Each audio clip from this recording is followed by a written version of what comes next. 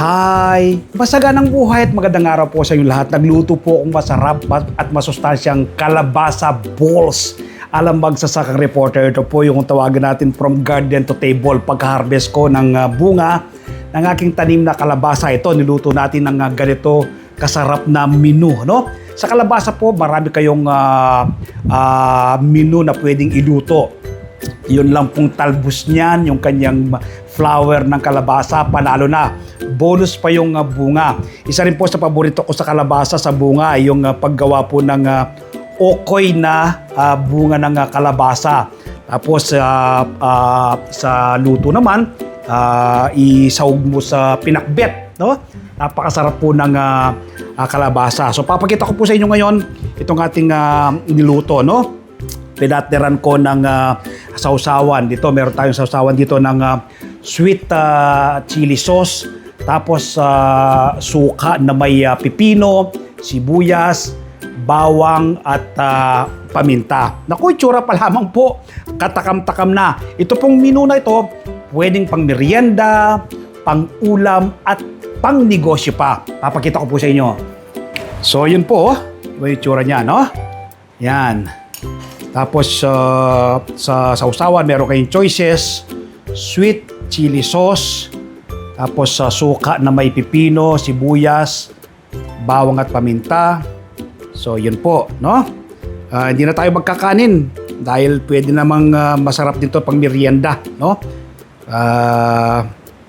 Ito, papapakin na natin ngayon to. Yan, kuha tayo. Una nating titikman dito sa ating sweet chili sauce, no? Sa chili sauce. Yan.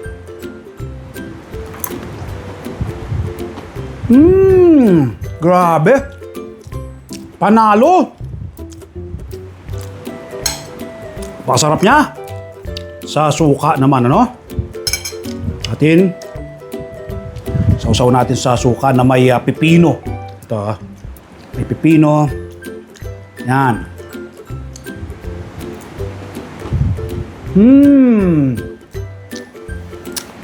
Ang sarap!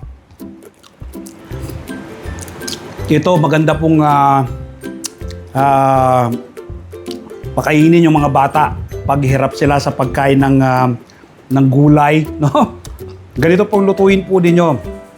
At iyak ay magugustuhan nila, no? Typical na from garden to table. Invite ko po kayo.